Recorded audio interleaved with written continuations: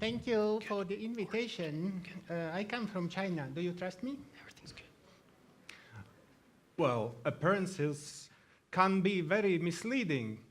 Now my accent is a little bit like Latvian. Do you think I'm from Latvia? I am from Latvia, trust me. Well, I really am from Latvia, but that's not necessarily the way I speak.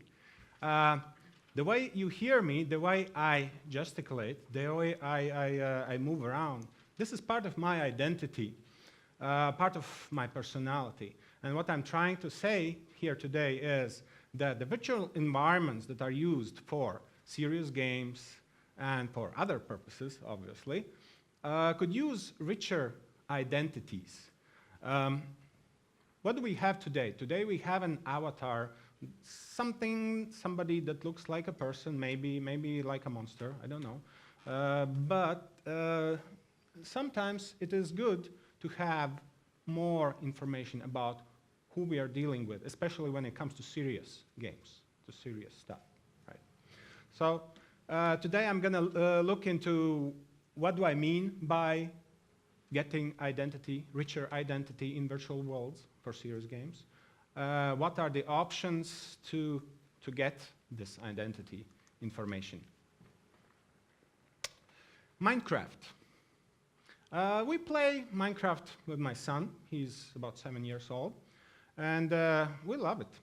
You know, Minecraft is a virtual world where you can build stuff from blocks. You can wander in wilderness, virtual wilderness. So the first time he fell in a deep ravine and died, it was a tragedy. The next time, when he got lost in deep forest, it was another tragedy. So we actually learned that when you get somewhere, it's good to catch your situation first.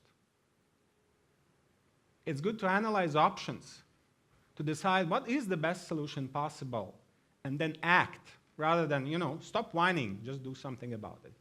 And after you've done that, you better learn from your mistakes and you prevent proactively. I believe this could be also applied to many areas, including security, right, in cyberspace or everywhere. So speaking about serious games, what do serious games give us? I believe that previous speakers have told you already, but in general, changing behaviors, developing skills, enabling innovation. You know, not just learning stuff, not just beefing up our reflexes or our cognitive capabilities, but also to coming up with new solutions. And there are many virtual worlds. For example, World of Warcraft is one of them. And what's the significance of a virtual world? According to some research, there are about 5.9 million years spent gaming. Now, here's another example where you shouldn't believe everything that you read on the screen, right? This is million, not billion years. So to put it in context, this is as many years as have passed since we stood upright as human beings. Right? And there are a few other facts that you can see here. There are plenty of players. There are about to be 1 billion more players in the next decade. So it makes sense to attract them to serious games, either for security or for other good skill set to improve, to learn. Right? Another fact is that there are about 80 million articles for World of Warcraft wiki page. Not wiki page, but wiki site. MediaWiki is the first largest. World of Warcraft wiki is the second largest. It's not just games, it's also serious games. I had the pleasure of visiting an offshore simulator center in Alsund, Norway. What they do there, they train crews of ships. They have a huge ball, 13 meters in diameter ball, and this view is in the middle of the ball, the captain's bridge, where they can steer a virtual ship. They see a real picture, well, almost real, virtual picture on the screen around them, generated by about 33 projectors. They do not need stereo vision there because the distance is about 6 meters. That means that our perception do not use the different pictures from the different eyes at this distance. And they learn. So they have quite a few stations like that. Another station is for the crane operator. Another is for the crane operator assistant, right? And here it is very important for the crane operator to see, not just to hear, but also to see the response by gestures and other body signals, so to say, of how to handle the cargo, how to prevent an injury, and so on. So this is a real environment. Gamification in industry has been applied to many areas. So what strikes me a little bit is when I'm trying to find security here, I fail, kind of. Maybe not quite fail. There might be some in education sector. There might be some in banking, financial services, and so on. But as for the security, it's not there. Is it because it's not important enough? It's up to you guys to decide. Right? So back to the topic, identity. What is the identity? The identity is our personality, is what we say, is how we perceive ourselves, is also how others perceive us, and so on. What we do, and so on, right? So why is it important? It's also important because if we want to bring identity to virtual worlds, we also need tools for displaying this identity, for capturing the identity. So it's not enough just for me to type, oh, I'm an easygoing guy, you know, and then virtual world is just going to present the easygoing guy avatar, right? We need, sometimes I'm not an easygoing guy. Right? We need sensors, we need systems to capture that, and I'm going to talk about that a bit later. It's also about what we carry to the virtual world of our identity.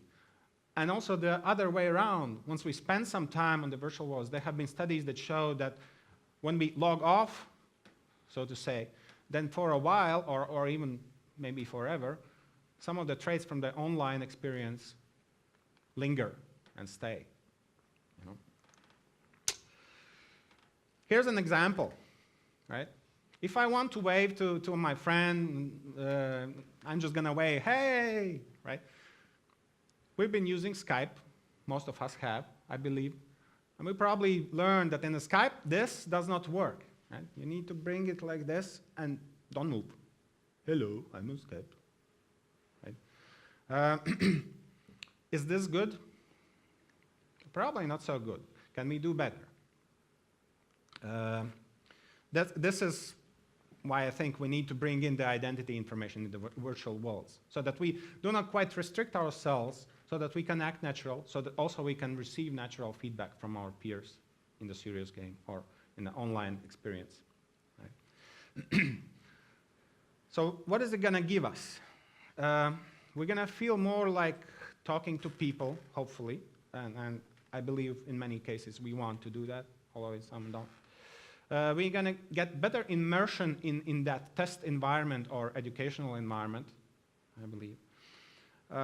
It's going to give us wider communication bandwidth. It's not going to be just words, just sound, but also our body language, our facial expressions, maybe something else.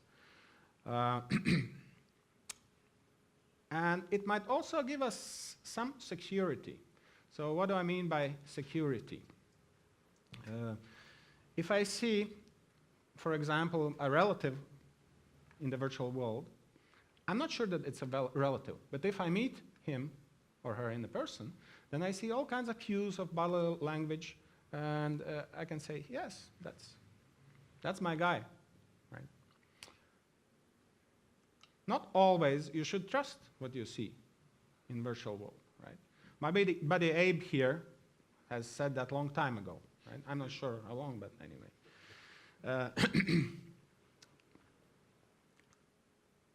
So here's another story of sort of impersonation, right? There's a character in Second Life. It's called Bot Girl, and a person created this Bot Girl just to explore alternative personality, to blog about it. So in the end, she even published an ebook about, best moments in the virtual life and so on. So eventually, about a year and a half almost later, she revealed that, well, she's not she, but actually he. But in any case, so this is not a bad case, maybe, right? Maybe it's good to explore different aspects of your life. But it also shows the potential of how persevering can you fake a personality. In serious games, probably this is not what we want. So how do we capture an identity? How do we capture a personality?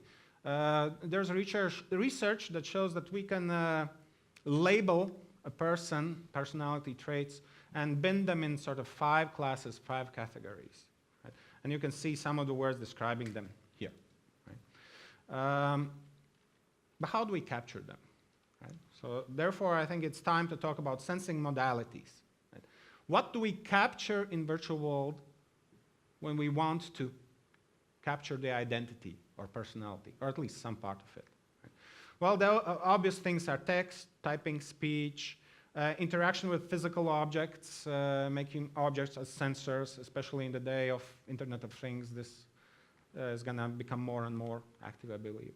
Capturing movement, many different possibilities with on-body sensors, inertial measurement units, be it accelerometers, gyroscopes, magnetometers, and so on. Kinect by Microsoft is one of the famous devices used for that. Leap motion is another one that I'm going to show a little bit later. Basically, leap motion captures gestures of hands and fingers and so on. And finally, using just plain camera, right? We can use imaging processing software. How do we capture emotions? We can use camera. The software gets tricky there, but there are some things that we may do. And we may also capture vital signs, heart rate, galvanic skin response, and so on, and then derive some emotional or some other characteristics that might be worth conveying to the virtual world. Right? Now, not always you want, so I might say, or you might say, why don't we just use camera and relay our faces to the virtual world? Well, this is a project by a photographer, Philip Toledo, and what he does is he's taking pictures of people playing games. When we play games, not always we want our face to be conveyed to our, partners in the game or so on. So maybe it's good to have something in between to capture our identity. Right? Another example is Keystroke Dynamics, example for the fact that not everything when we type is being relayed to the other side. Right? There's more information there than just plain text. We can try to authenticate a person by using just dwell time, flight time, and some other properties. This is not easy. There are many challenges, but it's just an example. Now, once we have captured the identity, we need to relay it to the other person or other people on the side in the game field, so to say.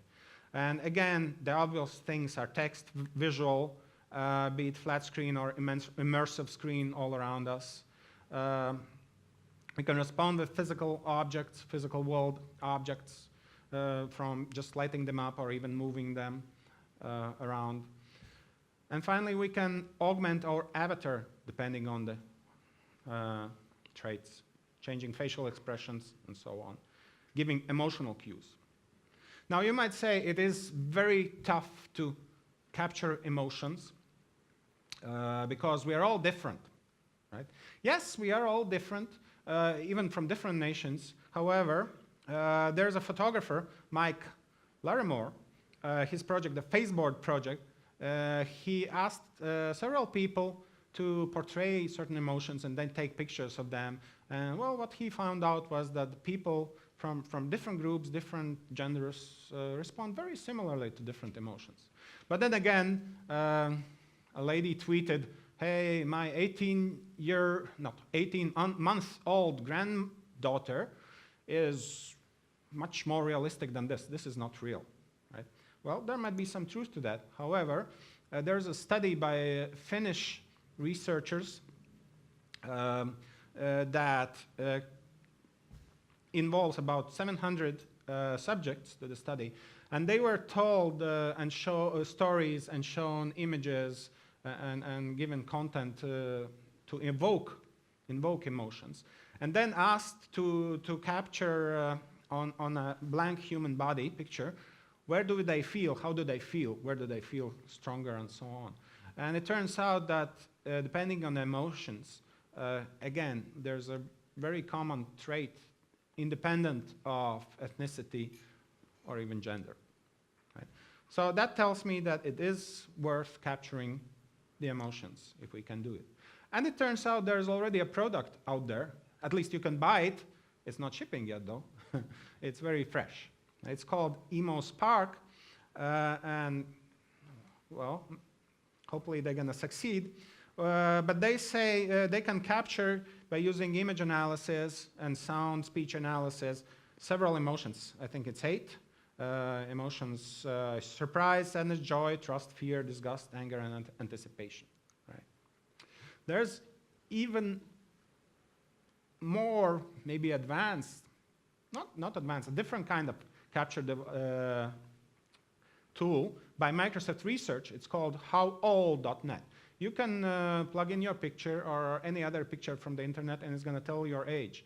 And I must say it was quite correct for my pictures, recent ones and also the younger ones.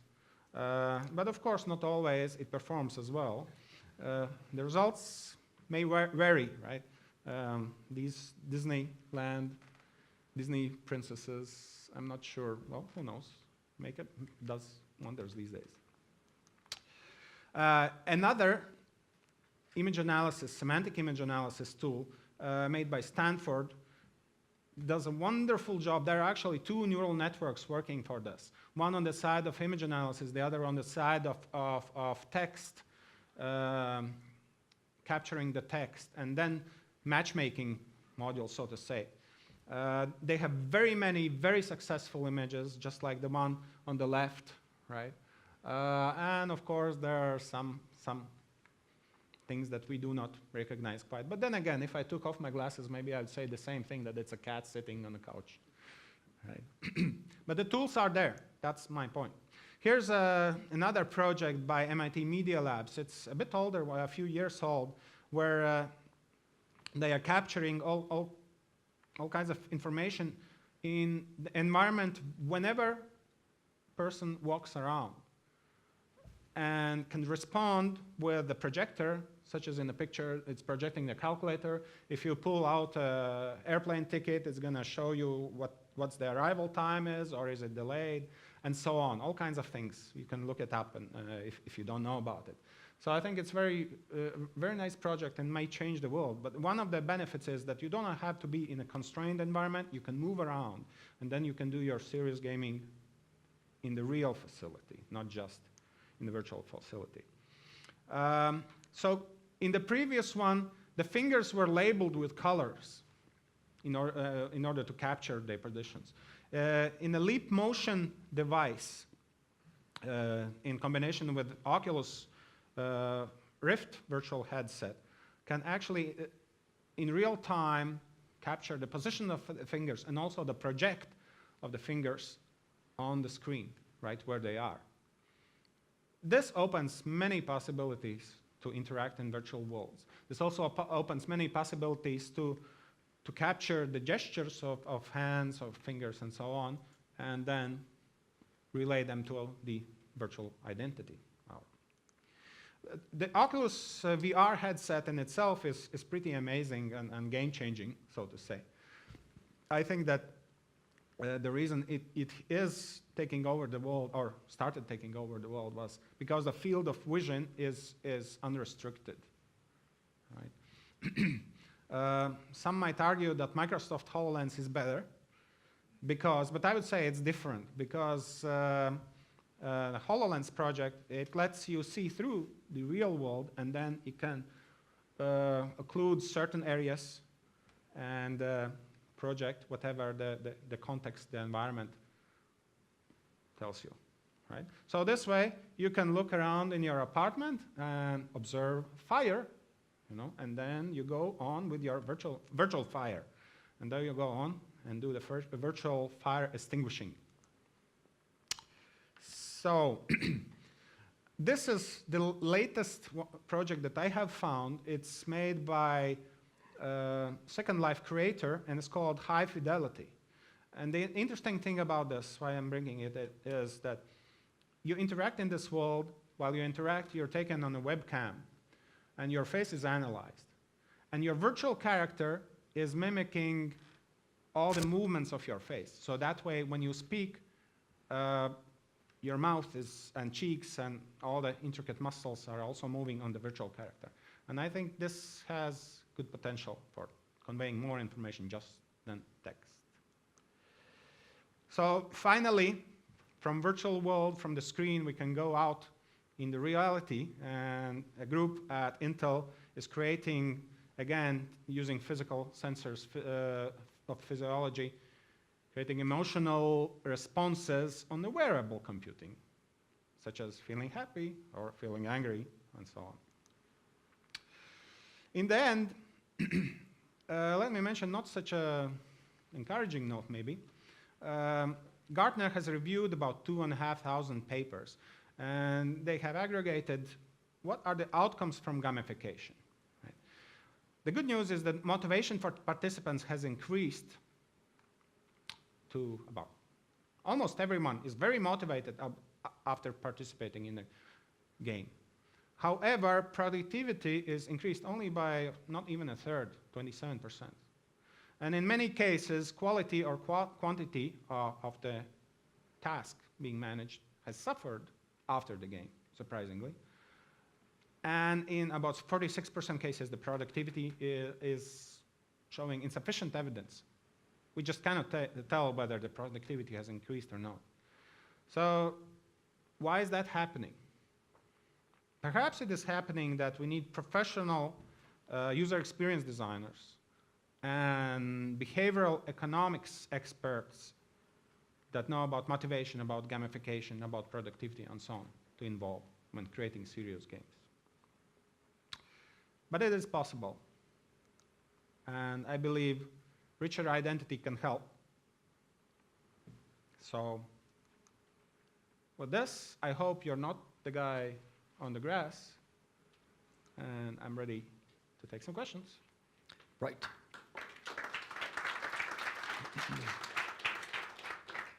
Are there any questions? A lot of different tools and techniques have been reviewed and presented here. I have a question. So since gaming becomes so more and more relevant in our game environments and in our daily lives, and we are playing more and more, such as Minecraft, World of Warcraft, or any other games, would you foresee that in the future the virtual environments would be the ones where we actually go for work, where we live, and we do our daily chores? I think it's been years already since quite a few people are making living out of living in virtual environments. One of the first evidences were in the Second Life, where people are doing sort of virtual landscaping, virtual real estate, and so on. So it's sort of a no-brainer. It has happened already. Whether a majority of us is going to do it, that I just don't know. It might be. I think what will drive this, once better interfaces, new novel interfaces, how we interact with computers, more unobtrusive interfaces will become, so that we do not have to log in or go to the computer, so that we can participate in the virtual world while on a bus or train or wherever. Right. About the interfaces, I had the question as well about the interfaces. Do you think that the current interface with a human to computer or human to machine is deprecated, and we need to go beyond that, such as analyzing already human brain activity in order to represent ourselves and to interact with the human and with the machine? Again, research there has happened already, and is happening, right. And I think it is very important. I don't know how much for serious games, probably for serious games for education as well, but especially for people with disabilities that, for quadriplegics, for example, that cannot move anything, there have been experiments with success stories where people with implanted sensors can move prosthetic arm or some other devices. So I believe so. Right. Thank you very much. It was great honor having you here. I want to present you with the second mug. Thank you very much. I hope you will enjoy the tea from it. Thank you. Thank you. Thank you for listening.